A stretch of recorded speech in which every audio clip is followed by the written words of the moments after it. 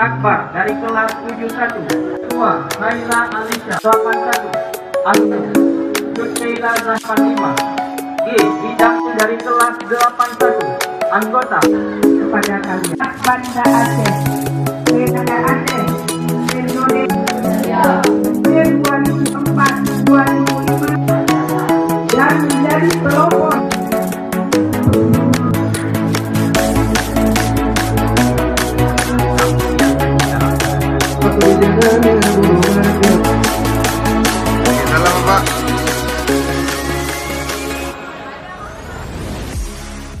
Alhamdulillah hari ini kegiatan pelantikan OSIM berjalan dengan lancar dan juga MSN 4 Banda Aceh hari ini kedatangan tamu istimewa yaitu Pak Kasih Penmat Kemenak Kota Banda Aceh yaitu Pak Kusnadi. Dalam hal ini juga beliau memberikan sedikit arahan bagi para anggota OSIM yang terpilih dalam hal bekerja sama dan juga menentukan program-program yang efektif ke depannya untuk membangun dan mengembangkan MSN 4 Banda Aceh. Sebelumnya perkenalkan, nama saya Jibril Al-Islam, Ketua OSIM periode 2023-2024. Sebelumnya terima kasih kepada pengurus OSIM lama yang mana sudah bisa kompak dan bisa bekerja sama dengan baik.